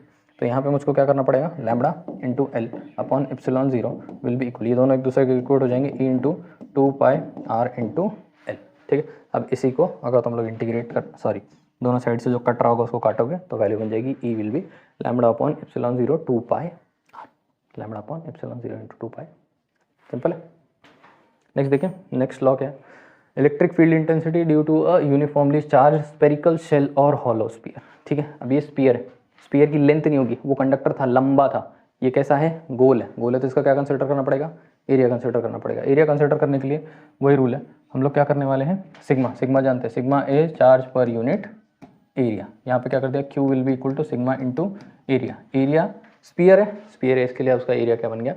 4 पाई आर स्क्वायर, पहली चीज़। ठीक है, सेकेंड चीज़ हमको गॉस लॉ ने क्या बताया था? हमको गॉस के लॉ ने बताया था बार बार कि flux is equal to Q upon epsilon 0। ठीक है, फिर से रूल वही स्टार्ट होगा। मैंने क्या किया? पूरा एरिया लिया, पूरे एरिया के अगल बगल एक गॉसियन सरफेस बनेगा, इन्फ्लुएंशियल इमेजिनरी सरफेस, उस पूरे सरफेस का एक छोटा सा एरिया डी एस और ई, ये दोनों डी एस और ई मिलके मुझको देंगे डी पाई। ठीक है, तो D phi will be E into D S, फिर से इंटीग्रेट करूंगा, इलेक्ट्रिक फील्ड निकल के बाहर खड़ी होगी, डी एस लगेगा, और इस गॉसियन सरफेस का मैं क्या निकालने की कोशिश कर रहा हूँ? एरिया निकालने की कोशिश कर रहा हूँ। ये जो अंदर का मेरा रियल टाइम सरफेस था, जो रियल स्फीयर था उसका रेडियस r है, और ये जो बाहर तक गॉसियन सरफेस है इसका रेडियस मैंने क्या कंसिडर किया हुआ है, r कंसिडर किया हुआ है। यहाँ पे जब मैं सिग्मा की बात कर रहा था तो सिग्मा हमारा किससे डील कर रहा था कि इस सरफेस पे कितना चार्ज, सिग्मा इस चार्ज पर यूनिट एरिया। तो किसका एरिया, इसका एरिया, इसका एरिया 4 पाई r का स्क्वायर, और ये बड़े वाले सरफेस का एरिया बन जाएगा 4 पाई r का स्क्वायर। सरफेस एरिया उसका अलग और इसका अलग होने वाला, r के अंदर डिफरेंस समझो, कंफ्यूज होना नहीं है, ठीक है। तो मैं क्या कर रहा हूँ, ये छोटा छोटा छोटा छोटा यहाँ पे पूरे गॉसियन सरफेस को इंटीग्रेट कर रहा हूँ। तो पूरे गॉसियन सरफेस का मुझको सरफेस एरिया मिलेगा, that will B 4 pi r square. इसके लिए यहाँ पे 4 पाई r स्क्वायर लिखा हुआ है, ठीक है। अब इलेक्ट्रिक फील्ड के बारे में हम लोग जानते हैं। अब इस एरिया को मैं क्या कर देता हूँ, नीचे भेज देता हूँ, ठीक है। इस एरिया को मैं क्या कर दूंगा, नीचे भेज दूंगा। ये सब कुछ इंटीग्रेट करूंगा पिछले वाले केस के जैसे ही। तुम लोग इसको थोड़ा सा और आगे सॉल्व करोगे तो तुमको वैल्यू मिल जाएगी, E is equal to sigma r square upon epsilon 0 r का स्क्वायर। समझते हो ना। आगे आगे क्या करना है, इसकी वैल्यू निकालना है, क्यू की वैल्यू उठा करके इसकी जगह पर डालना है, यहाँ पे ई की जगह पर डाल देना है, क्यू का वैल्यू डालोगे, क्यू का वैल्यू डालोगे, दोनों साइड से काट कूट के तुमको आंसर लास्ट में मिल जाना है। सिंपल है, समझ में आ रहा है, कंफ्यूज मत हो, ठीक है। Electric field due to a infinite plane sheet. तो एक शीट है दोनों साइड में। अब ये शीट के साथ एक खास बात है, इलेक्ट्रिक फील्ड इस तरफ भी जनरेट करेगी और इलेक्ट्रिक फील्ड इस तरफ भी जनरेट करने वाली। इलेक्ट्रिक फील्ड क्या करने वाली है, दोनों साइड जनरेट करने वाली है, ठीक है। अब इलेक्ट्रिक फील्ड अगर दोनों साइड जनरेट कर रही है तो एक साइड इलेक्ट्रिक फील्ड जनरेट करेगी, ध्यान देना। अगर इलेक्ट्रिक फ्लक्स एक तरफ, इस तरफ भी एक ds होगा छोटा सा, और इस तरफ भी क्या कर सकता हूँ, एक ds कंसिडर कर सकता हूँ। तो E इंटू ds मेरे को एक फ्लक्स देगा, इस तरफ भी जा रहा है, E इंटू डी एक्स मुझको इस तरफ भी फ्लक्स देगा। तो टोटल फ्लक्स अगर मुझको चाहिए रहेगा तो एक तरफ का EA और दूसरे तरफ का भी EA, दोनों को मेरे को क्या करना पड़ेगा, ऐड करना पड़ेगा, बन जाएगा 2 times of EA। Total flux मुझको मिल जाने वाला है 2 टाइम्स ऑफ EA, सही है। अब एरिया, एरिया ध्यान से समझने की कोशिश करना, E इंटू एरिया को मैं क्या लिख सकता हूँ इस केस में, ds। गॉसियन सरफेस का मेरे को क्या मिलना है, इंटीग्रेशन ds मिलना है। ds इस केस में फिलहाल इलेक्ट्रिक प्लेट के केस में नहीं भी लिखोगे तो भी तुमको चल जाएगा। ये फ्लक्स तुमको टोटल मिल जाने वाला है, E is equal to 2 times of, इतना ही लिखो dA, ठीक है। उसके बाद गॉस लॉ हमको क्या बोलता है, गॉस लॉ हमको बोलता है Q अपॉन एप्सिलॉन 0। Q का वैल्यू ऊपर देखो सरफेस एरिया के हिसाब से चलने वाला है, तो Q की वैल्यू क्या मिल जाएगी हमको, Q की value will B sigma into A upon epsilon 0, ठीक है। ये वैल्यू इसकी और ये वैल्यू इसकी, देखो यहाँ पे भी साई की वैल्यू अपने को मिल रही है, फाई की वैल्यू मिल रही है, और यहाँ पे हमको फाई की वैल्यू मिल रही है सिग्मा A अपॉन एप्सिलॉन 0। ये दोनों वैल्यू एक दूसरे को क्या हो जाएंगी, इक्वेट हो जाएंगी। इक्वेट होने के बाद कटेगा, कटवट के तुमको E का वैल्यू मिल जाने वाला है सिग्मा अपॉन 2 एप्सिलॉन 0। काटोगे जैसे ही पता चल जाएगा, थोड़ा सा आपको भी इन्वॉल्व होना पड़ेगा, कोई जुगाड़ नहीं, ठीक है। तो इलेक्ट्रिक पोटेंशियल और पोटेंशियल एनर्जी, ये एक इंपॉर्टेंट डेरिवेशन है, तुम लोग यहाँ पे याद रखना है कि छोटी छोटी बातें, छोटी ध्यान से समझना कि चार्ज है यहाँ पे, एक चार्ज दूसरा कहाँ पे रखा हुआ है, इन्फिनिटी पे रखा हुआ है, इसको पोजीशन 1 बोल देता हूँ। इस चार्ज को मैं यहाँ से यहाँ पर लाने वाला हूँ, इस चार्ज को मैं वहाँ से उठा करके यहाँ पर लाऊंगा। तो इस सिस्टम के अंदर कुछ ना कुछ धक्का मुक्की पैदा होगी, तो इसके अंदर क्या होगा, कुछ ना कुछ पोटेंशियल एनर्जी में चेंज आएगा। जब ये लोग इतने दूर थे तो इनकी पोटेंशियल एनर्जी थी U1, इधर आने के बाद इसकी पोटेंशियल एनर्जी हो गई है U2, ठीक है। तो पोटेंशियल एनर्जी का change that is U2 minus U1 is the amount of work done. Change in energy will be the amount of work done. इधर से इधर तक लाने में जो अमाउंट ऑफ वर्क लगा हुआ है that is actually equal to the change in potential energy की कितनी पोटेंशियल एनर्जी यहाँ पे चेंज हुई है। बस यही बात यहाँ पे होने की कोशिश कर रही है कि work done against electrostatic force, ये आने नहीं देना चाहता, पॉजिटिव पॉजिटिव एक दूसरे को रिपेल कर आने नहीं देना चाहता। तो work done against electrostatic force is equals to increase in potential energy of the system. जो भी पोटेंशियल एनर्जी इंक्रीज हुई है या फिर जो पोटेंशियल एनर्जी चेंज बोलो इंक्रीज बोलो, एक ही बात होने वाली है यहाँ पे, दैट विल बी एक दूसरे को इक्वल होने वाला है, ठीक है। फोर्स यहाँ पे अपने को समझ में आ रहा है कि the energy will be equal to force into work done. चलो ऐसे ही समझते हैं, work done is force into displacement, small amount of work done is force applied into small amount of displacement, S बोल दो थोड़ी देर के लिए, ठीक है, या फिर आर बोल देता हूँ बुक के हिसाब से। Change in work is potential energy D U is equals to force into displacement. अभी मैंने तुम लोग बताया ना कि यहाँ पे work done will be equal to change in potential energy, तो इससे मेरे को ये फॉर्मूला मिलता है जो यहाँ पे लिखा हुआ। मुझको टोटल एनर्जी चाहिए, मुझको टोटल एनर्जी चाहिए, तो सब छोटे छोटे एनर्जी को मुझको क्या करना पड़ेगा, इंटीग्रेट करना पड़ेगा। पहले जब मेरा चार्ज यहाँ पे था और ये चार्ज यहाँ पे था, फिर मैंने ये चार्ज को यहाँ पे लाया, ठीक है। तो ये पहले डिस्टेंस r1 था, फिर ये डिस्टेंस एस से कितना बन गया, R2 बन गया। तो कहाँ से कहाँ तक लाया हुआ है, R2 से R1 से लेकर के R2 के बीच में लाया हुआ है। तो वहाँ से वहाँ तक मुझको इधर कितनी एनर्जी थी, फिर इधर कितनी थी, फिर इधर कितनी थी, ऐसे कंटिन्यूसली यहाँ आते आते कितनी एनर्जी बनी, इसको मुझको क्या करना पड़ेगा, इंटीग्रेट करना पड़ेगा। ठीक है, तो यहाँ पे मुझको ये बात समझ में आ गई है। अब इंटीग्रेशन ऑफ डी यू की वैल्यू अपने को मालूम है, F into D R from R1 to R2 will give me delta U. ठीक है, इंटीग्रेशन। ये तो इलेक्ट्रोस्टैटिक फोर्स ऑफ अट्रैक्शन है, 1/4 pi epsilon 0 Q1 Q2 divided by R का square with respect to dr should be integrated from R1 to R2 that will give me delta U। सही, तो 1/4 pi epsilon 0 Q1 Q2 निकल के बाहर खड़ा हो जाएगा, 1/4 pi epsilon 0 Q1 Q2 integration of 1/r square with respect to dr from R1 to R2 will give me total energy U। समझते हो? फिर इंटीग्रेट करोगे, आंसर तुम्हारा बन जाने वाला है -1/r का स्क्वायर, स्क्वायर ही है करेक्ट, नहीं 1/r1, फिर ये बन जाएगा R1, ये बन जाएगा R2। और समझो ये अगर इन्फिनिटी पे है, ये अगर इन्फिनिटी पे है और इस डिस्टेंस को हम लोग मान ले R2 मानने के बजाय इसको क्या मान ले R, तो यहाँ पे आंसर बन रहा है 1/r2 माइनस 1/r1। ठीक है, R1 तो 1/r1 जहाँ मैं बोल रहा हूँ वहाँ पे बन जाएगा 1/, समझो इनफाइनाइट दूर है, 1/∞ विल बी इक्वल टू 0। और ये जो R2 का डिस्टेंस इसको मैंने कंसिडर कर लिया R, तो यहाँ पे लिखा हुआ है 1/r2 माइनस 1/r1, 1/r1 हो गया 0, 1/r2 बन गया, R2 की जगह पे हम लोग लिख देंगे R। वन शॉट है, थोड़ा फास्ट चलेगा, परेशान नहीं होना है। तो यहाँ पे बन जाएगा 1/4 pi epsilon 0 Q1 Q2 integration के लिए इंटीग्रेट होकर के बचा हुआ था 1/r2 माइनस 1/r1। ये मेरे को इंटीग्रेशन से मिला हुआ था।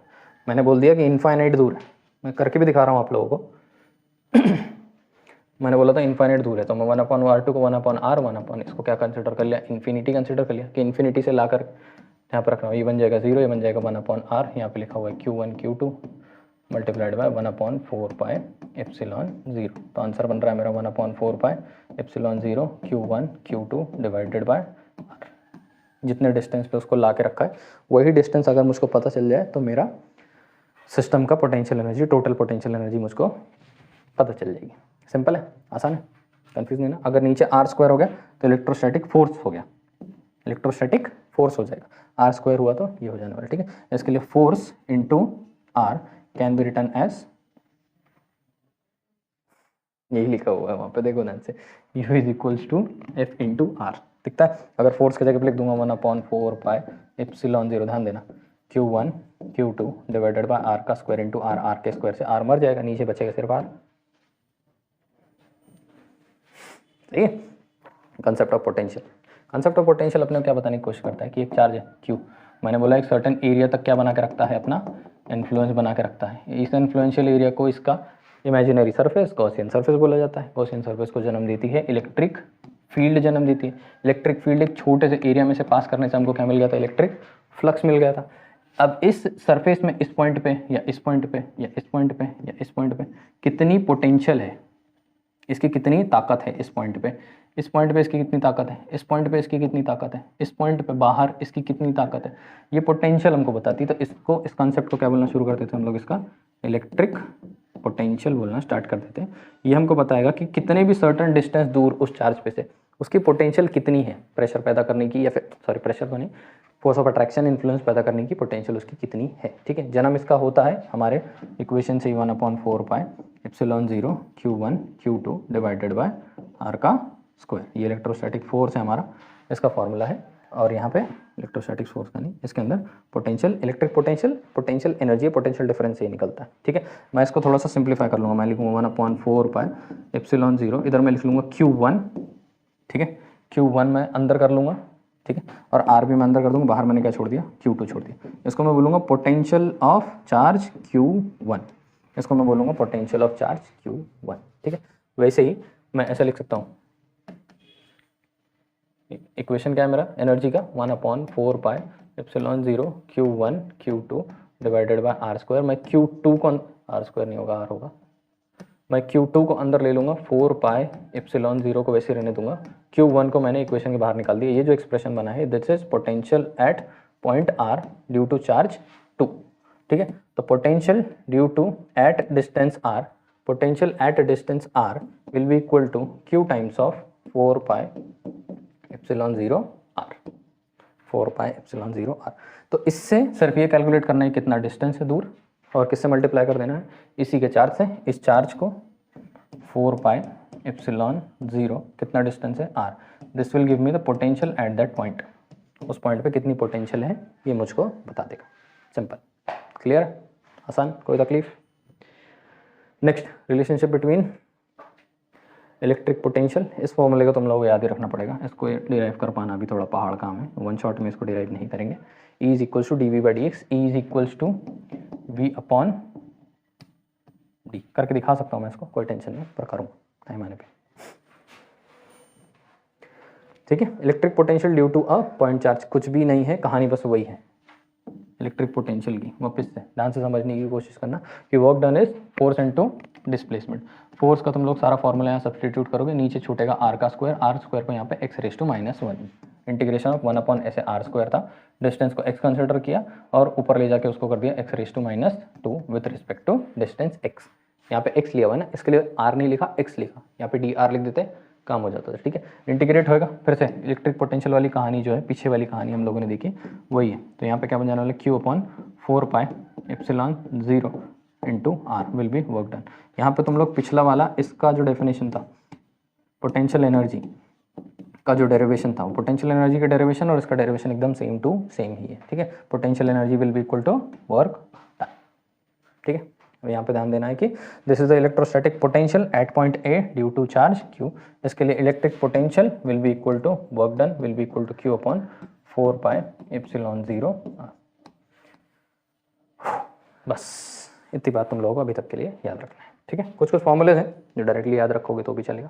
अब यहाँ पे बस इतनी सी बात है, देखो जब तुम लोगों ने v पता किया तो v walls 1 upon 4 pi epsilon 0, वहाँ पे क्या लिखा हुआ था, ऐसे q लिखा हुआ था, यहाँ पे r लिखा था। थोड़ा सा q को बाहर कर दो, r को बाहर कर दो, ऐसा कर दो 1 अपॉन 4 पाई एप्सिलॉन 0, ऐसा कर दो। स्टार्टिंग समझाता हूँ। Force was 1 upon 4 pi epsilon 0 q1 q2 divided by r का square. Potential energy was k times of q1 q2 divided by electric potential is k times of q1 divided by r and this electric potential is amount of work done. ये भी इसके equivalent ही होता है। ठीक है, दोनों बातें इसके अंदर तुम लोगों को याद रखिए। तो ऐसे electric potential due to 1, electric potential due to 2, तुम लोगों ने कॉन्सेप्ट पढ़ा ना अभी थोड़ी देर पहले, सुपर पोजिशनिंग वाला, सुपर पोजिशनिंग वाली कहानी जो पढ़ी तुम लोगों ने अभी तक, बस इसका भी वही है। सुपर पोजिशनिंग क्या होगा, एक चार्ज है, कितना पोटेंशियल, दूसरे की वजह से कितना, तीसरे के, तो पहले का काउंट करो, दूसरे का काउंट करो, तीसरे का काउंट करो, सबका कर दो वेक्टर सम, सबका वेक्टर सम लगा दो, ऐसे भी लगा दोगे, लीनियर भी लगा दोगे तो भी चल जाएगा काम। ठीक है, सुपर पोजिशनिंग हर बार वही होता है, एक का इंडिविजुअल का, दूसरे का इंडिविजुअल का, तीसरे का इंडिविजुअल, सबका हमको क्या करते चले जाना है, ऐड करते चले जाना, सिंपल। ठीक है, नेक्स्ट इक्विपोटेंशियल सर्फेसेस। ध्यान देना अभी यहाँ पे से थोड़ा थोड़ा शुरू होगा ड्रामा। यहाँ पे मैंने चार्ज रखा हुआ है पॉजिटिव q, ये चार्ज एक सर्टेन डिस्टेंस के ऊपर एक पोटेंशियल बनाएगा v। इस पॉइंट पे इसकी कुछ ना कुछ पोटेंशियल है, इस पॉइंट पे इसकी कुछ ना कुछ पोटेंशियल है। ठीक है, वैसे ही मैं 2 पॉइंट कंसिडर कर लेता हूँ। समझो कि मैं गॉसियन सरफेस कंसिडर कर रहा हूँ, एक थोड़ी दूरी पे एक और कंसिडर कर रहा हूँ, थोड़ी दूरी पे एक और कंसिडर कर रहा हूँ, ऐसे मल्टीपल दूरियों पे मैं क्या कर रहा हूँ, कंसिडर कर रहा हूँ। अब एक सरफेस जिसके ऊपर यहाँ पे पॉइंट P और यहाँ पे पॉइंट क्या कंसिडर कर रहा हूँ, Q। ये मेरा क्या कर रहा हूँ कि एक समझ इमेजिन कर लिया मैंने, 2 पॉइंट कंसिडर कर लिया एक गॉसियन सरफेस के ऊपर। ये गॉसियन सरफेस पे जब मैंने देखा तो ये दोनों ही कितना डिस्टेंस दूर है, r डिस्टेंस दूर है, ये भी कितना डिस्टेंस दूर है, r डिस्टेंस दूर है। इधर पोटेंशियल निकालने की कोशिश करूँ, v इज इक्वल्स टू क्या मिलेगा, 1 अपॉन 4 पाई एप्सिलॉन 0, और इस पॉइंट का potential according to my charge q distance r, और सेम टू सेम फॉर्मूला तो इस पॉइंट पे भी काम करेगा। तो ये दोनों पॉइंट जो है इस पॉइंट के ऊपर पोटेंशियल कैसी, ये दोनों सेम ही है। तो इस सरफेस के ऊपर मैं मल्टीपल पॉइंट्स ले सकता हूँ और वो मल्टीपल पॉइंट्स पे P Q R ऐसे ऐसे हर जगह मैं लेते जाऊँगा, हर पॉइंट के ऊपर पोटेंशियल कैसी रहेगी, इक्वल रहेगी। इस वजह से इस पूरे सरफेस को क्या बोलना शुरू कर देते हैं हम लोग, इक्वी पोटेंशियल सरफेस बोलना स्टार्ट कर देते हैं। इसके अंदर से जो लाइंस निकल रही हैं उनको क्या बोला जाता है, लाइंस ऑफ फोर्सेस बोली जाती है। प्रूफ करने के लिए मैं बोलूँगा कि work done is potential difference. ठीक है, अभी पीछे ही मैंने तुम लोगों को बताया कि work done will be potential difference. तो पोटेंशियल डिफरेंस मतलब potential at point P minus potential at point Q, पर potential at point P is equal to potential at point Q। तो ये value minus this value will be equal to 0। इसका मतलब है कि अगर मैं कोई चार्ज लेकर के यहाँ पे आऊँ और इस चार्ज को इसी सरफेस में इस पॉइंट से इस पॉइंट ले जाने की कोशिश करूं, तो ये करने के लिए मुझको कोई वर्क नहीं करना पड़ेगा, तो work done will be equal to 0. So to move a charge no work is required to move a test charge along an equipotential surface. पूरे इक्विपोटेंशियल सरफेस के अलॉन्ग अगर मैं एक छोटा सा चार्ज रख के उसको कहीं भी मूव कराने की कोशिश करूँ तो वर्क के बिना मूव करेगा, आसानी से अकेले ही मूव करता रहेगा, कोई टेंशन नहीं होगी. समझ में इक्विपोटेंशियल सरफेस की कहानी है. तो पोटेंशियल एनर्जी ये तो अभी अपन ने डिराइव किया ना, बस उसका एक्सपेरिमेंटल वैल्यू है. ठीक है, कोई बात नहीं. हाँ, अभी ये कन्फ्यूजन थोड़ा सा बन रहा होगा, इसको सही करने के लिए इसको बता देता हूँ. Page number 25. चल भाई जल्दी जल्दी, 1 शॉट के चक्कर में 2 शॉट हो जाएगा. ठीक है, इस पोटेंशियल एनर्जी को ध्यान से देखने की कोशिश करो. यहाँ पे वहीं पे बता दो, मरने दो. कहाँ गया यहाँ. ठीक है, हम लोग जानते हैं, फिर से मैं बता रहा हूँ, force is equals to 1/4πε0 Q1 Q2 divided by R का स्क्वायर.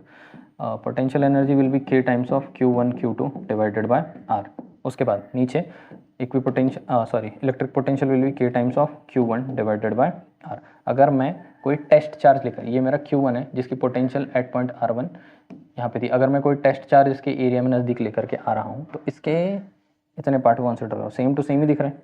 ठीक है, तो U can be written as V into Q. U can be written as V into Q. यहाँ पे भी वही किया हुआ है. And U is nothing but work done. ठीक है, तो वर्क डन वगैरह अगर अपने को पता करना हो तो potential at point B into charge Q2. Work done at point B into charge Q. Change in potential energy will be equal to work. समझता है. और ये पोटेंशियल एनर्जी का डेरिवेशन अभी हम लोगों ने पीछे किया है, 1/4πε0 Q1 Q2 बाय R का स्क्वायर. कोई कंफ्यूजन होना नहीं चाहिए, सही है, सॉर्टेड बहुत बेसिक है. ठीक है, potential energy of n number of system. n number मतलब इनके दोनों के बीच की पोटेंशियल एनर्जी अगर इतनी है, यहाँ पे मैं क्या कर दूंगा, एक चार्ज और ला दूंगा Q3, एक चार्ज ला दूंगा Q4. ये चालू हो गया इंटरफेरेंस इन लोगों का, फिर से सुपर पोजिशनिंग, तो इसकी वजह से इस फॉर्मूले का कहानी बन जाएगा. फिर से सुपर पोजिशनिंग वही काम करने वाली है. ठीक है, तो पोटेंशियल एनर्जी मैंने अभी तुम लोग बताया, U इज इक्वल्स टू, वहाँ पे मैंने क्या बताया, Q इंटू ये टेस्ट चार्ज Q2. Q को अगर मुझको लिखना हो तो क्या लिखूंगा, 1/4πε0, इसकी वैल्यू Q1 इंटू Q2. ये V का यही फॉर्मूला बनेगा ना, will be equal to U. तो potential energy U is equals to Q into V. दिख रहा है. ठीक है, वहीं से निकल के आ रहा है.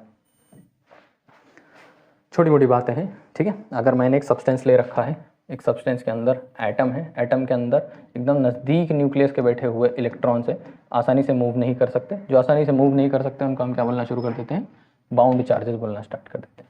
जो बाहर बहुत दूर बैठे हुए रहते हैं उनको हम क्या बोलना शुरू कर देते हैं, फ्री चार्जेस बोलना स्टार्ट कर देते हैं. फ्री चार्जेस कैसे होते हैं, मोबाइल होते हैं, मूव कर सकते हैं. बाउंड चार्जेस जो होते हैं वो मूव नहीं कर सकते. इसके बाद हम लोग क्या पढ़ने वाले हैं, डाइलेक्ट्रिक के बारे में.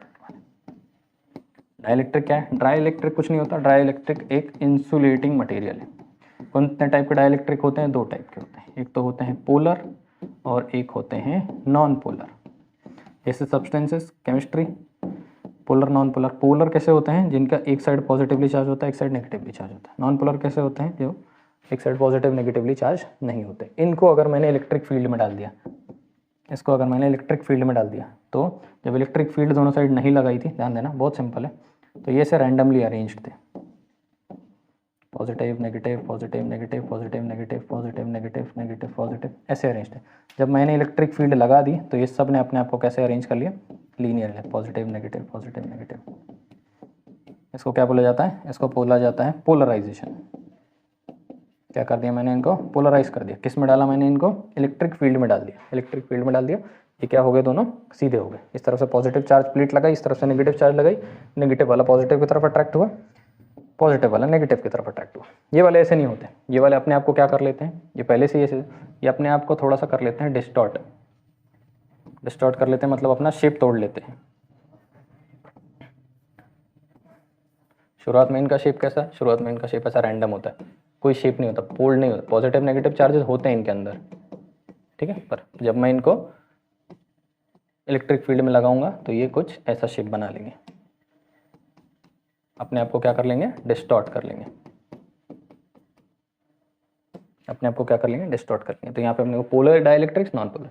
डाइलेक्ट्रिक्स क्या होते हैं, इंसुलेटिंग मटेरियल्स होते हैं। इंसुलेटिंग मटेरियल दो टाइप के, पोलर और नॉन पोलर, जिनका शेप ही ज्योमेट्री ऐसी होती है कि उनका एक साइड, वाटर देखा H2O, वाटर तो सबको मालूम है ना, पोल रहता है ऐसे, एक साइड पॉजिटिव एक साइड नेगेटिव, क्या रहता है, पोल बना हुआ रहता है। इस टाइप का डाइलेक्ट्रिक होगा। इनको क्या बोला जाता है, पोलराइजेशन इन इलेक्ट्रिक फील्ड। तो ये पोलर था, इसको मैंने इलेक्ट्रिक फील्ड में डाला है, अपने आप को सीधा अरेंज कर लिया। ये नॉन पोलर था, इसको मैंने इलेक्ट्रिक फील्ड में डाला है, अपने आप को क्या किया, अरेंज तो किया इसने, पर कैसे कर लिया है, अपने आप को डिस्टॉर्ट करके अरेंज कर लिए हैं। ये नॉन पोलर था और ये पोलर था। सिंपल है। नेक्स्ट, कैपेसिटेंस या कैपेसिटर। कैपेसिटर क्या होता है, capacitor is a device, is a electrical device. Simple.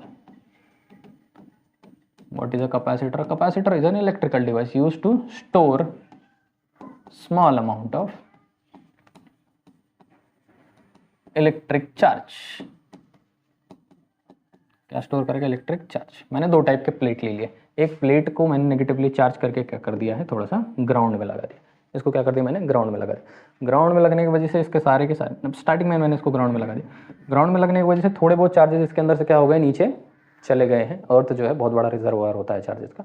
जब इसके अंदर से एक सर्टन क्वांटिटी ऑफ चार्ज, समझो पॉजिटिव चार्ज जो है वो नीचे चले गया, तो ये कैसा हो गया, पूरी तरीके से नेगेटिवली चार्ज हो गया। नेगेटिवली चार्ज होने की वजह से जो दूसरा साइड है, दूसरे साइड के पॉजिटिव चार्ज को ये क्या करने लगा, अपनी तरफ अट्रैक्ट करना शुरू कर दिया।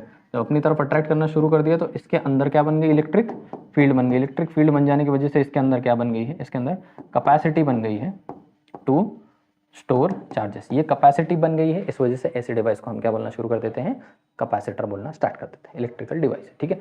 इसके अंदर भी हमारा जो पोटेंशियल होता है वो डायरेक्टली प्रोपोर्शनल होता है कि कितना ज़्यादा चार्ज इसने क्या कर रखा है, होल्ड करके रखा हुआ है। और इन दोनों का रेशो जो होगा will be equal to capacitance C, ठीक है। तो C will be equal to Q upon V। अब ये एक डिवाइस है, इलेक्ट्रिकल डिवाइस है ना, तो ऐसे ही एक electrical device V is equal to I, R V is equal to I, हमने किसके बारे में पढ़ा था, रेजिस्टर के बारे में पढ़ा था। ये किसके बारे में हम पढ़ने लगे अभी, कैपेसिटर के बारे में पढ़े थे। रेजिस्टर हम लोग डिवाइसेस में कनेक्ट करते थे, कैसे, सीरीज में और पैरेलल में।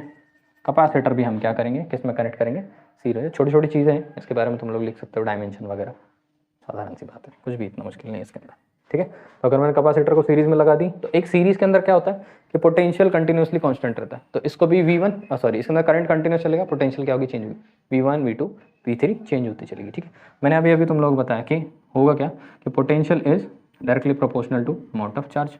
तो V will be equal to Q upon C। C जो है V को लग जाने वाला जाके, तो V1 will be equal to क्या हो जाने वाला है, Q। करंट तो कांस्टेंट चलेगा, करंट कांस्टेंट चलेगा, चार्ज कांस्टेंट चलेगा। C1 V2 will be equal to Q upon C2, V3 equal to Q upon C3। अब तुम लोगों ने देखा है capacitors in series, V Q सब में कांस्टेंट है, सब साइड से निकल के कॉमन हो गया। तो अगर हमने कैपेसिटर्स को सीरीज में लगा रखा है तो effective capacitance in series will be 1 upon C1, 1 upon C2, 1 upon C3। Simple, कुछ भी नहीं। पैरेलल में लगाया तो क्या होगा, पैरेलल में लगाया तो वोल्टेज सबको कैसा मिलेगा, कांस्टेंट मिलेगा, लेकिन चार्ज सबका क्या होने लगेगा, डिफरेंट होना शुरू हो जाएगा। तो Q equal to Q1 Q2 Q3 हो जाएगा, ठीक है। Q will be written as CV Q1 Q2 Q3। सब साइड में मुझको दिखने वाला है Q V सब सेम हो गया है। तो अगर मैंने कैपेसिटर्स को सीरीज में लगा दिया है, सॉरी कैपेसिटर्स को पैरेलल में अगर मैंने लगाया हुआ है, so the effective capacitance will be C1 C2 and C3। छोटा सा डेफिनेशन है, कुछ डिराइव करना, कुछ डेरिवेशन, कोई बड़ी बात है ही नहीं इसके अंदर, ठीक है। अब capacitance of parallel plate capacitor without dielectric. तो मैंने एक कैपेसिटर लिया, इसके बीच में मैंने कोई डाइलेक्ट्रिक नहीं रखा हुआ है, इसके बीच में मैं डाइलेक्ट्रिक रखूंगा और वो इसके बीच के इलेक्ट्रिक फील्ड बनने नहीं देगा। तो इसके इलेक्ट्रिक फील्ड का ये डायरेक्शन है, ठीक है, समझ में आता है। ये क्या है, एक प्लेट का इलेक्ट्रिक फील्ड जो प्रोड्यूस होता था वो कितना प्रोड्यूस हुआ करता था, that was sigma upon 2 epsilon 0। इस प्लेट का इलेक्ट्रिक फील्ड प्रोड्यूस होगा सिग्मा अपॉन 2 एप्सिलॉन 0, इसका इलेक्ट्रिक फील्ड प्रोड्यूस होगा सिग्मा अपॉन 2 एप्सिलॉन 0। इसके बीच की टोटल इलेक्ट्रिक फील्ड मुझको निकालनी होगी, तो I should add E1 plus E2। इसका मैं इलेक्ट्रिक फील्ड E1, इसका इलेक्ट्रिक फील्ड जो प्रोड्यूस हो रहा है उसको E1 प्लस E2, और इन दोनों को जब मैं ऐड कर दूंगा तो electric field will be equal to sigma upon epsilon 0। नीचे का 2 कट हो जाएगा, ठीक है। प्लेट है, प्लेट है, वायर नहीं है, प्लेट है, इस वजह से एरिया कंसिडर होगा। एरिया हम जानते थे sigma S Q upon A, तो ये वैल्यू को मैं सब्स्टिट्यूट कर दूंगा। E will be equal to sigma के जगह पे लिख दूंगा Q A epsilon 0, E is equals to Q upon A epsilon 0। ठीक है, हम लोग क्या पता करना है, हमको कैपेसिटेंस पता करना है। ठीक है, हम लोग एक रिलेशनशिप जानते थे, E is equals to minus D V by D X. Electric field and electric potential का डिफरेंस मैंने तुम लोग बताया कि याद रखना कि ये काम आने वाला है, relationship between electric field and electric potential. पीछे हम लोगों ने उसको देखा हुआ था, वो मैं यहाँ पे यूज़ करने वाला हूँ। तो ये ई की जगह पे क्या आके बैठ जाने वाला है, वी अपॉन डी, या फिर वी जहाँ पर आएगा वहाँ पे मैं क्या लिख दूंगा, ई इंटू डी लिख सकता हूँ। इसको मैं थोड़ा सा सुधार लूँ तो वी इज इक्वल्स टू ई की जगह पे मैं लिख सकता हूँ ये सारी बातें Q upon A epsilon 0 into क्या लिख दूंगा, डी। ये बन गया मेरा इक्वेशन नंबर फिर से 3। अब कैपेसिटेंस का फॉर्मूला हम लोगों ने देखा, C is equals to Q upon V is equals to Q upon V की जगह पे मैं लिख सकता हूँ Q D upon A epsilon 0। सब कुछ काट छाट के यहाँ पे जब सॉल्व करोगे तो तुमको सी का वैल्यू मिल जाएगा ए epsilon 0 upon A epsilon 0 upon. चलो नेक्स्ट देख लेते हैं। नेक्स्ट हमको देखना है energy stored in a capacitor. Capacitor की बात हो रही है, पहले ही लिख के रखेंगे C is equals to Q upon V, भूलना नहीं है, ये बार बार वहाँ पे परेशान कर देता है। हम लोग जानते हैं potential difference can be defined as work done per unit charge, बार बार ये बात होती रहती है। तो work done can be defined as potential into Q, समझते हो ना, work done can be defined as potential into Q. बस यहाँ पे बोला हुआ है कि डी डब्ल्यू, इसी को थोड़ा सा मॉडिफाई कर दिया, क्या बोल दिया कि D W is equals to V into small amount of charge T. जितना छोटा चार्ज है उतना कैपेसिटर है, जितना चार्ज बढ़ेगा जितना चार्ज कम होगा। ठीक है, तो इस वजह से कौन चेंज हो रहा है इसके अंदर, डी क्यू चेंज हो रहा है। ठीक है, वी की वैल्यू अपने को अभी समझ में आएगी क्यू, तो इसके जगह पे मैं क्या लिख सकता हूँ, क्यू डैश, जो चार्ज इसके अंदर इंड्यूस हो रहा है, divided by C D Q will be equal to D W. I need the total work will be equal to small amount of integration of all small amount of work when charge was 0 to capacitor पूरा चार्ज हो गया, जितना charge hold कर सकता है maximum, तो उसकी पोटेंशियल एनर्जी एक्सट्रीम पे जितनी है वो मुझको पता करना है।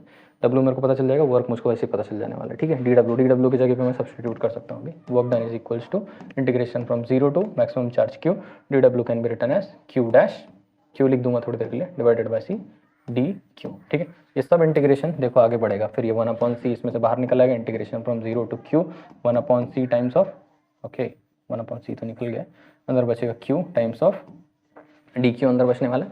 ये सारा सब्स्टिट्यूशन लिखेगा, फाइनली आंसर मेरा बन जाएगा 1/2 टाइम्स ऑफ क्यू स्क्वायर, छोटा क्यू लिखा हुआ है वहाँ पे, यहाँ पे सी।